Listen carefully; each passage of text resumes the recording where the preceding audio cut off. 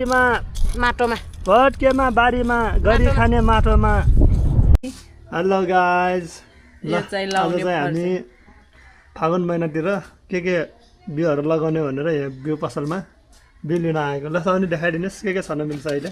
काँक्रो भयो, काँक्रो, फर्सी, यो चाहिँ मुन्टा सन्डोबी फर्सी, यो चाहिँ मुन्टा खाने फर्सी, अनि तरकारीहरूमा त सबै मिल्छ। हाम्रो यो भयो रेडिस, पाकुचोई, अनि यो पनि मिल्छ। करेला भयो, चिचिन्ड्रो, के हो चिचिन्ड्रो मटरको छ, चिचिन्डो होइन, लामो सर्प खाले ऊ। ल हाम्रो साउनी व्यस्त भएछ। अन्त भाइ रायो साग सुमसुमे, रायो साग चाहिँ धेरै थोरै रहेछ। अर्को पनि रहेछ, यो पनि रहेछ होइन साउनी। यो भयो सलाद, यो सलाद कति महिनामा खाने नि? सलाद त डेढ महिनामै खाने।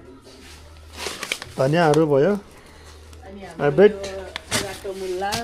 रत्तमुला, अनि सलाद यस्तो खाले पनि हुन्छ। त्यो चाहिँ हाम्रो नेपाली पालुङ्गो प्याकेटको।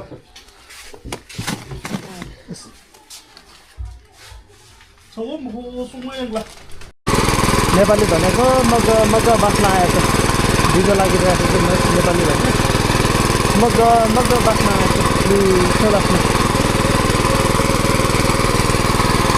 यो धनियाँ बिउ चाहिँ हामीले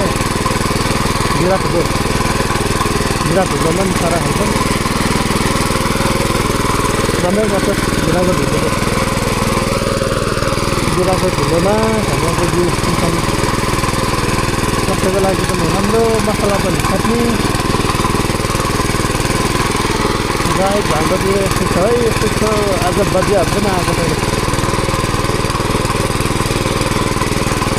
सटपटै खाने भन्ने बजियाहरू पनि आएको छैन।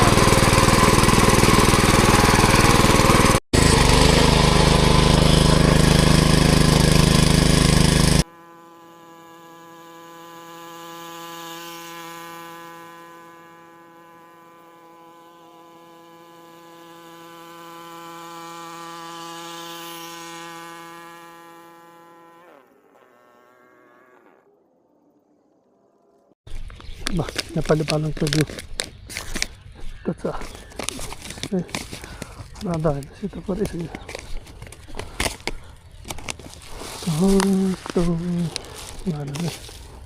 पर्छ यसरी।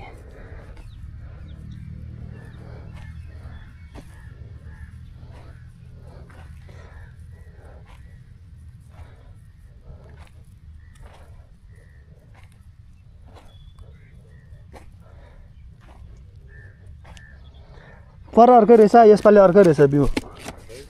पर रातो दाना, यसपालि सेतो दाना रहेछ।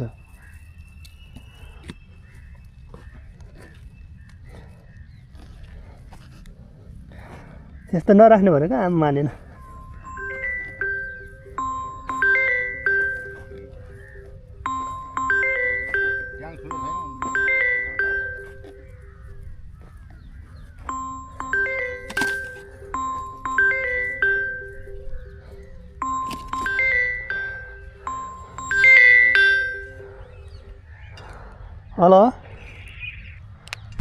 हेलो, म बारीमा ट्र्याक्टर जोडेको। त्यो बजारलाई सेको खाना आउनु भन्नु है। हिजो सेको खाना पाएन भनेर रोइरहेको थियो। सेको खाने को हो, अनिखेर आऊ भनेर बोलाएर लिएर आउनु। ल अब उनीहरू हजुर कहाँ जाने रे? हिजो घुमेर आएको होइन? यहाँ पालुङ्गो बान्ने छ बजिया।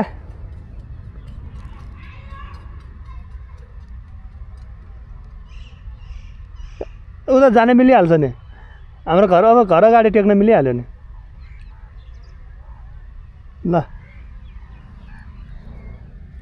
काम भए मान्छे बडो घुम्न जाने रे बिमला दिदी।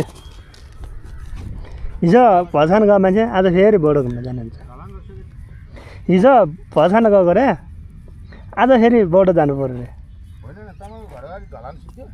कहाँ? ढलान त हुँदैछ त्यहाँ सामानै आइपुगेन भन्छ है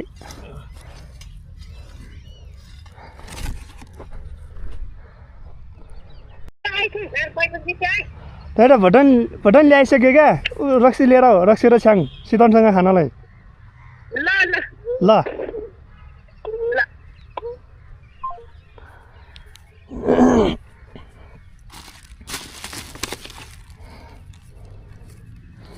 धेरै हाल्नु हुँदैन यो बिउ जम्मा 2500 मात्रै रे दाइ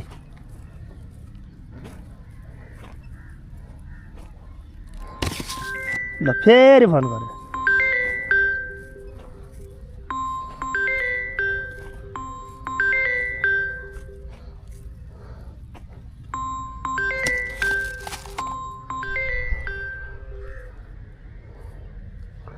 अब फेरि अब के चाहियो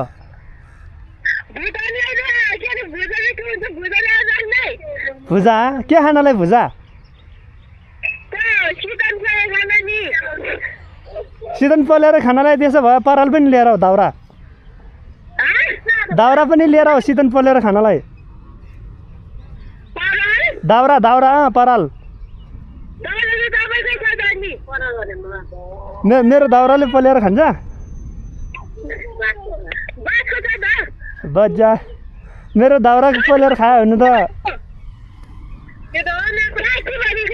ल म बारीमा छु ल म खान्न तिमीहरू खानु भए चाहिँ लिएर आऊ ल अहिले भेट्छ होला हो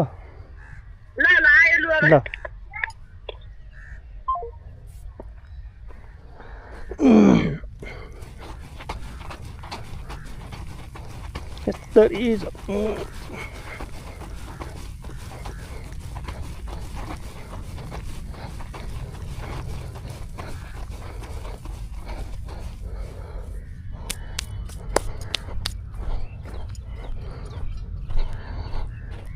तपाईँ यो सगार जाने हो म घर आउँछु है त घर खानासाना खाएर अनि के लिएर आउनुपर्छ लिएर आउँछु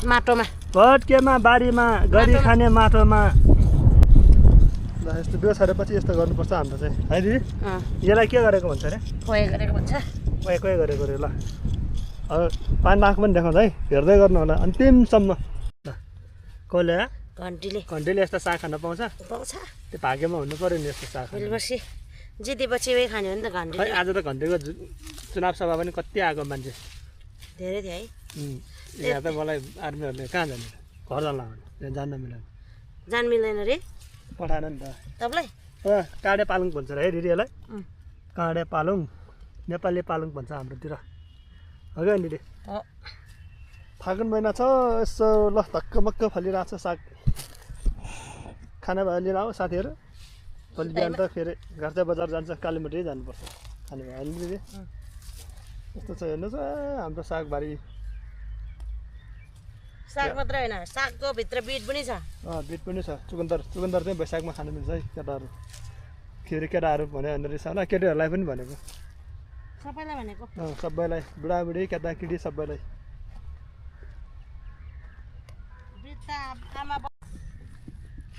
मटर कोसा